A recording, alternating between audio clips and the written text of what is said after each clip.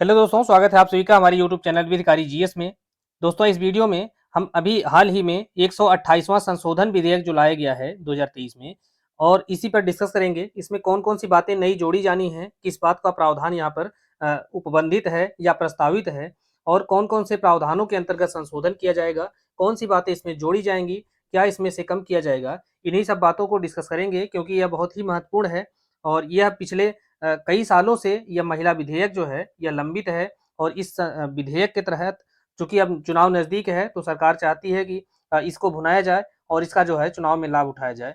तो या तो यह मंशा रहा हो या और भी मंशा हो, क्योंकि सरकार पिछले कई वर्षों से सत्ता में है। अगर यह चाहती तो यह पहले भी जो है यह लाया जा सकता था, लेकिन एक पॉजिटिव स्टेप जो है लिया गया है। अगर यह विधेयक पारित हो जाता है और अधिनियम बन जाता है तो महिलाओं को जो है लोकसभा में और राज्यों की विधानसभा में 1/3 सीटों पर रिजर्वेशन दे दिया जाएगा, जो कि हमारे समाज के लिए बहुत ही अच्छा एक कदम होगा और महिलाओं को यहाँ पर पुरुषों से साथ कंधे से कंधा मिलाकर चलने में आसानी होगी। तो इसी विधेयक को क्या नाम दिया गया है? तो नारी शक्ति वंदन विधेयक इसका नाम दिया गया है। और यह विधेयक अभी लोकसभा में पेश किया गया है, उसके बाद यह पारित होगा तो फिर आगे जो है अधिनियम बनने की प्रक्रिया में आएगा। तो हम देखेंगे कि इसमें कौन-कौन सी बातें यहाँ पर इम्पोर्टेंट हैं और ज़रूरी हैं। दोस्तों, अगर आपने अभी तक हमारा चैनल सब्सक्राइब नहीं किया है तो आप इसे सब्सक्राइब जरूर कर लीजिए, ताकि हम आपको समय समय पर जो भी महत्वपूर्ण मुद्दे हैं उस पर डिस्कस कर सकें और जीएस से संबंधित और करंट अफेयर्स से संबंधित जो भी महत्वपूर्ण वीडियो हैं उसको हम आपको समय समय पर प्रोवाइड करा सकें। तो देखते हैं कि इसमें कौन सी बातें यहाँ पर इंपॉर्टेंट हैं। तो यह जो विधेयक लाया गया है, लोकसभा और राज्य की विधानसभा में महिलाओं को 1/3 जो सीटों पर रिजर्वेशन देने के लिए यह विधेयक लाया गया है। तो सबसे महत्वपूर्ण बात यहाँ पर यह है कि यह विधेयक के द्वारा केवल लोकसभा और राज्यों की विधानसभा, इन 2 स्थानों पर ही रिजर्वेशन की बात की गई है। इसके द्वारा राज्यसभा में और विधान परिषद में रिजर्वेशन देने के संदर्भ में कोई बातचीत यहाँ नहीं की गई है। तो सबसे महत्वपूर्ण बिंदु आपको यही ध्यान रखना है कि इसके तहत लोकसभा में और राज्यों की विधानसभा में रिजर्वेशन दिया जाएगा। और कितना दिया जाएगा? तो 1/3 जो है रिजर्वेशन दिया जाएगा। अब इसे जो है हम इसको देखेंगे कि इस अधिनियम के अंतर्गत या इस विधेयक के अंतर्गत कुल 6 धाराएं हैं, और 6 धाराएं हैं और उन धाराओं को हम क्रम से देखते हुए चलेंगे आगे कि उसमें कौन-कौन सी बातें इंपॉर्टेंट है और शामिल की गई हैं। तो धारा 1 है, 1 के अंतर्गत संक्षिप्त नाम और इसका विस्तार होगा। तो अर्थात यह जो विधेयक है, यह अगर पारित हो जाता है, अधिनियम बन जाता है, तो इसका संक्षिप्त नाम क्या होगा? तो इसका संक्षिप्त नाम जो है यह संविधान 128वां संशोधन अधिनियम 2023 यह कहा जाएगा, अगर यह पारित हो जाता है। और विस्तार इसका जो है खंड 2 के अंतर्गत दिया गया है। तो इसका विस्तार जो है वहाँ पूरे भारत में होगा और यह ऐसी तारीख से लागू होगा जिसे केंद्र सरकार जो है सरकारी राजपत्र में अधिसूचना के द्वारा नियत करती है। तो यह तो हो गया इस विधेयक का धारा 1। अब धारा 2 को देखेंगे। धारा 2 के अंतर्गत कुछ बातें जोड़ी गई हैं। इसमें जो है अनुच्छेद 239 ए जो है उसके अंतर्गत संशोधन की बात की गई है और उसमें कुछ नए प्रावधान भी जोड़े गए हैं। 239 ए में सबसे पहले आप जानिए कि इसके अंतर्गत कौन सी बातें हैं, क्या प्रावधान किया गया है। तो यह जो अनुच्छेद है, यह राष्ट्रीय राजधानी दिल्ली के संदर्भ में कुछ विशेष उपबंध करता है और इसको जो है यह 69th अमेंडमेंट के तहत इस को जोड़ा गया था। और कब जोड़ा गया था? तो 1991 में इस धारा को, इस अनुच्छेद को जोड़ा गया था। तो उनको 239 ए को जोड़ा गया है। अब इसमें दिल्ली के बारे में विशेष उपबंध किया गया है। तो इस जो 2023 का विधेयक है, इसके तहत जो है इस अनुच्छेद के खंड 2 में उपखंड बी के बाद जो है और कौन सी बातें जोड़ी जाएंगी? तो 2 में अनुच्छेद 239 ए के अंतर्गत जो खंड 2 है उसके अंतर्गत 2 बातें हैं, खंड ए और उपखंड बी। अब इसके बाद जो है उपखंड बी ए, बी बी और बी सी ये जोड़े गए हैं। तो बी ए के तहत क्या प्रावधान किया जाएगा कि राष्ट्रीय राजधानी क्षेत्र दिल्ली की विधानसभा में महिलाओं के लिए सीटों के आरक्षण के बारे में प्रावधान यहाँ पर किया गया। यह 239 ए खंड 2 के उपखंड बी ए जोड़ करके यह प्रावधान किया गया। और उपखंड बी बी जो जोड़ा गया है उसमें क्या प्रावधान किया गया? उसमें यह प्रावधान किया जा रहा है कि यथासंभव राष्ट्रीय राजधानी क्षेत्र दिल्ली की विधानसभा में अनुसूचित जाति के लिए आरक्षित सीटों में से 1/3 सीटें महिलाओं के लिए रिजर्व होंगी। अर्थात कुल सीटों का 1/3 महिलाओं के लिए यह बी ए में जोड़ दिया गया। बी में यह कहा गया कि जो एससी अर्थात अनुसूचित जाति के लिए आरक्षित सीट है, तो वहां पर जितनी सीटें एससी के लिए आरक्षित की गई हैं, उन सीटों में से 1/3 सीटें महिलाओं को, कौन सी महिलाएं, एससी महिलाओं को वो रिजर्व मतलब दे दी जाएंगी। अब हम आगे तीसरा उपखंड देखते हैं, उपखंड बी सी है। इसके अंतर्गत क्या प्रावधान है कि दिल्ली की विधानसभा में प्रत्यक्ष चुनाव के द्वारा भरी जाने वाली सीटों की कुल संख्या का लगभग 1/3 यह अनुसूचित जाति की महिलाओं के लिए आरक्षित सीटों की संख्या सहित यह महिलाओं के लिए उस रीति से आरक्षित किया जाएगा जैसा संसद द्वारा निर्धारित किया जाता है।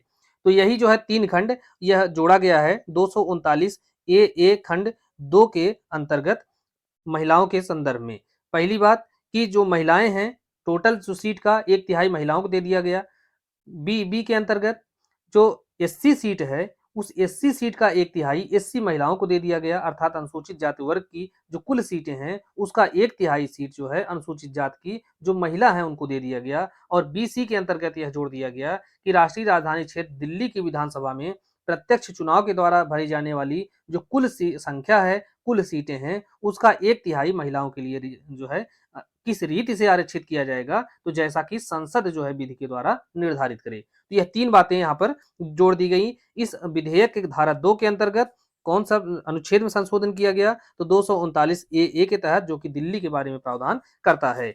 अब हम अगला देखते हैं जो धारा 3 है इस विधेयक की, तो इसके अंतर्गत कौन सी बातें यहाँ पर जोड़ी जा रही हैं या इसमें क्या प्रावधान किया जा रहा है। तो इसके अंतर्गत हम देखेंगे कि अनुच्छेद 330 के बाद अब जो है एक नया अनुच्छेद जोड़ा जा रहा है। तो अनुच्छेद 330 में किस बात के बारे में प्रावधान किया गया है, सबसे पहले इसको जानना है। तो अनुच्छेद 330 के अंतर्गत लोकसभा में अनुसूचित जाति और अनुसूचित जनजाति के लिए स्थानों के आरक्षण के बारे में प्रावधान किया गया है। तो कहाँ पे, तो लोकसभा में यह है। किसके बारे में है, तो एससी और एसटी के बारे में, जो उनकी सीटें हैं इसमें रिजर्वेशन किस प्रकार से दिया जाएगा, इसके संदर्भ में प्रावधान किया गया है। अब हम देखते हैं कि 330 के बाद 330 ए एक नया अनुच्छेद जोड़ा जा रहा है और यह किसके संदर्भ में है, तो सदन में महिलाओं के लिए सीटों का आरक्षण, इसके बारे में प्रावधान कर रहा है। अब अनुच्छेद 330 ए के अंतर्गत जो खंड बताए गए हैं, नया जो अनुच्छेद है उसमें कौन सी बातें हैं, तो इसमें यह है कि लोकसभा में महिलाओं के लिए सीटें आरक्षित की जाएंगी, यह पहली बात स्पष्ट कर दी गई है 330 ए के खंड 1 के तहत। दूसरी बात यह बताया गया कि यथासंभव अनुच्छेद 330 खंड 2 के तहत आरक्षित सीटों की कुल संख्या का 1/3 वह अनुसूचित जाति या जनजाति की महिलाओं के लिए आरक्षित होगा। तो 330 का खंड 2 क्या कहता है, तो इसमें जो है एससी एसटी जो वर्ग है उसके लिए आरक्षण या उसके लिए लोकसभा में सीटों के रिजर्वेशन के बारे में प्रावधान किया जा रहा है। तो इस नए वाले विधेयक के तहत क्या कहा जा रहा है कि खंड 2 के तहत, अनुच्छेद 330 के खंड 2 के तहत आरक्षित सीटों की कुल संख्या का 1/3 जो है वह अनुसूचित जाति या अनुसूचित जनजाति की महिलाओं के लिए आरक्षित होगा। तो कुल से तात्पर्य यहाँ जो एससी एसटी के लिए कुल सीटें रिजर्व की गई हैं उन सीटों का 1/3।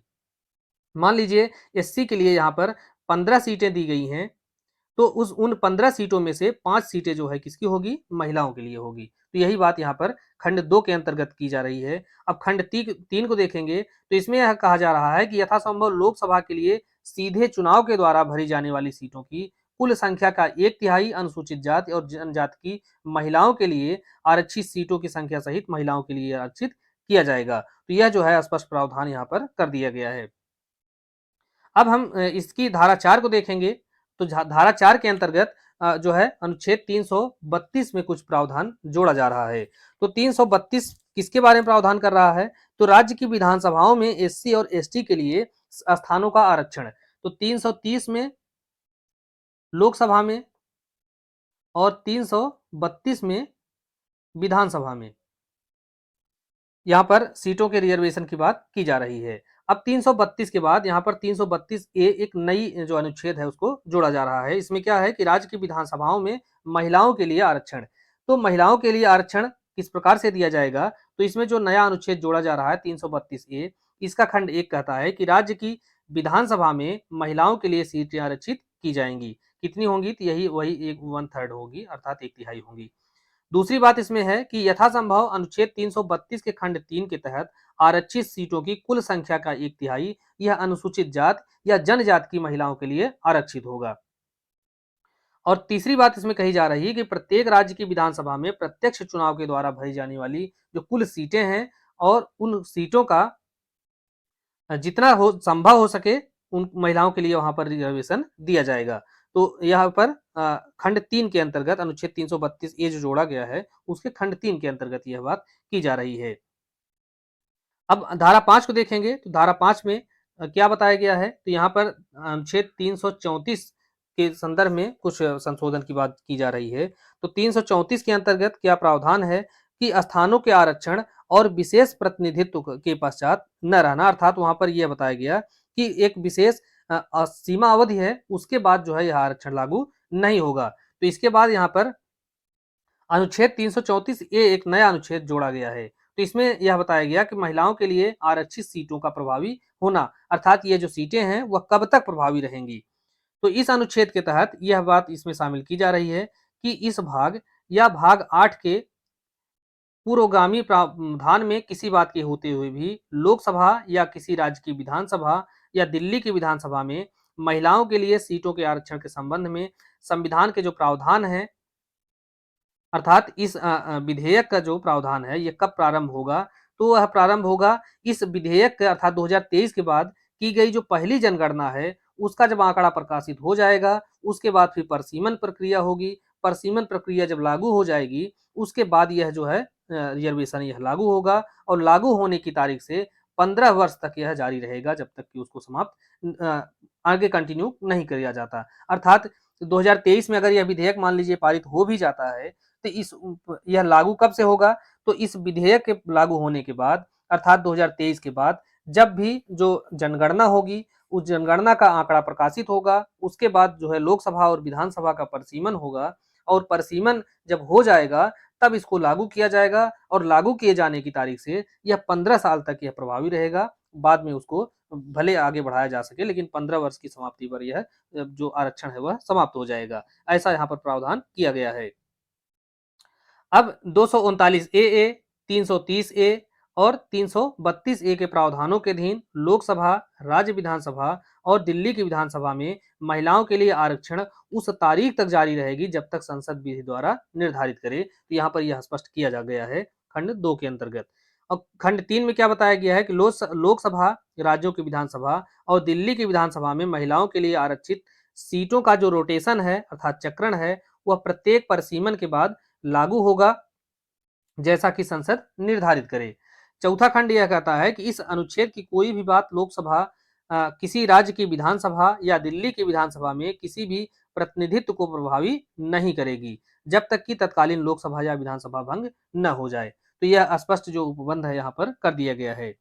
अब अंतिम जो धारा है उसको देख लेते हैं। धारा 6 जो कि इस विधेयक की धारा है वह क्या कहती है कि राष्ट्रीय राजधानी क्षेत्र दिल्ली की विधानसभा के सदन में आरक्षण को प्रभावित करने के लिए संशोधन, यह इसका जो है इसकी लाइन है। इसमें क्या बताया गया है कि संविधान का 128वां संशोधन विधेयक, अर्थात अभी तो विधेयक है बाद में वो अधिनियम जब बनेगा तो उसके द्वारा संविधान में किए गए संशोधन वह लोकसभा या विधानसभा में किसी भी प्रतिनिधित्व को प्रभावी नहीं करेंगे जब तक कि जो लोकसभा है या विधानसभा है जैसा कि मामला हो उक्त अधिनियम के प्रारंभ में अस्तित्व होने तक भंग नहीं हो जाता है।